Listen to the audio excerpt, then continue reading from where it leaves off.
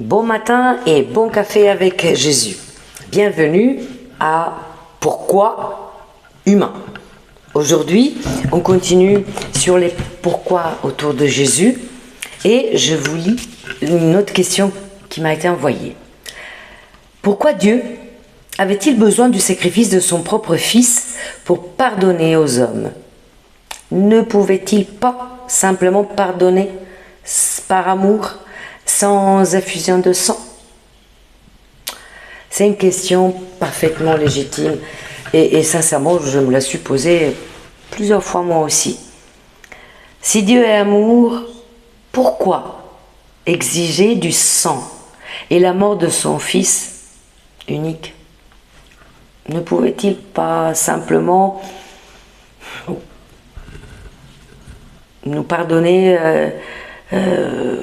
et passer à autre chose?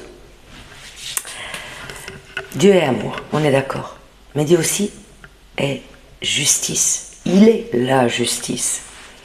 Est-ce que vous seriez d'accord avec un juge qui laisse libre un brigand juste en lui disant qu'il le pardonne par amour?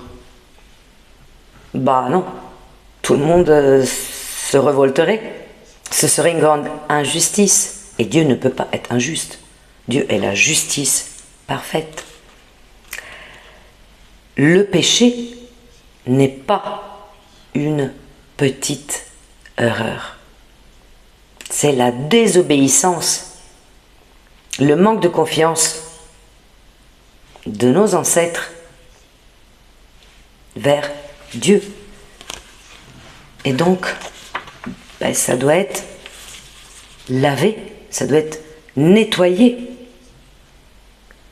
Le péché originel a été une séparation immense de Dieu vers les hommes. Tous les hommes ont subi d'égal à égal, vous lisez dans la Genèse, un derrière l'autre, chacun de nous a hérité le péché. Mais Dieu veut rétablir la justice. Dieu ne veut pas nous laisser dans l'injustice, dans le péché. Et donc, l'être de la chair est dans le sang. Et moi, je vous l'ai donné pour vous sur l'autel, pour absoudre vos êtres. Oui, le sang, lui, absout dans l'être. On lit dans Lévitique 17, 11.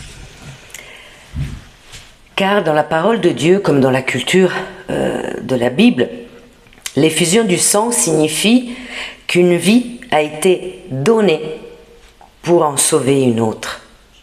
Sans effusion de sang, il n'y a pas de pardon.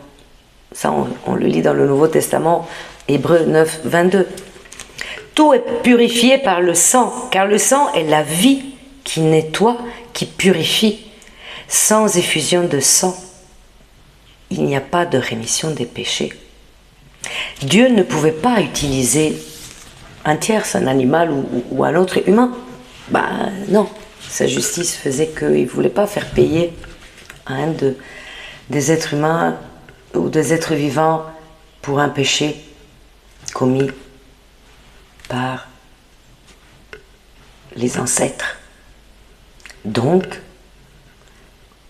il a envoyé son Fils qui s'est fait homme afin de pouvoir marcher dans les pas des hommes, tout restant Dieu, et avec son sacrifice, avec le versement de son sang, nettoyer les péchés des hommes.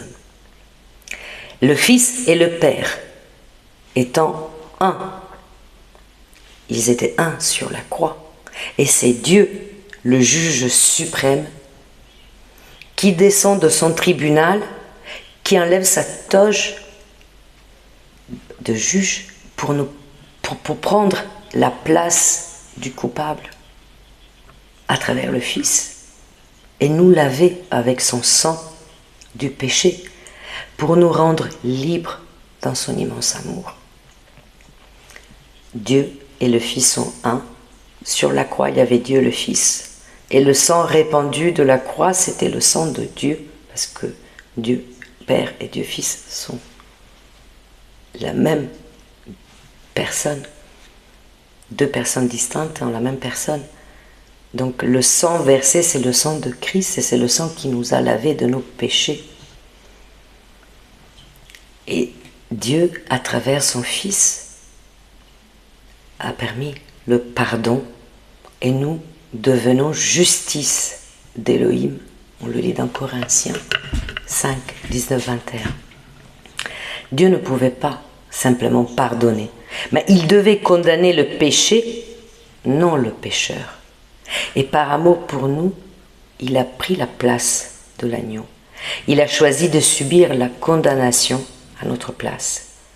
Jésus n'est pas une victime impuissante. Il a donné sa vie volontairement et sa résurrection a activé notre salut à travers la puissance du Saint-Esprit pour que nous ayons une vie nouvelle.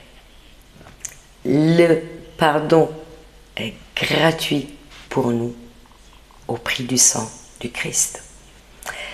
Et le sang du Christ nous purifie encore aujourd'hui. Si nous marchons dans la lumière, comme il est lui-même dans la lumière, nous sommes en communion avec lui. Et nous sommes en communion les uns avec les autres. Et le sang de Jésus, son Fils, nous purifie tous de tout péché. On lit dans 1 Jean 1, 7. En lui, en Jésus, nous avons le rachat par son sang, la rémission des erreurs selon la richesse de son chérissement. On lit le chérissement de sa grâce. On lit dans Éphésiens 1, 7.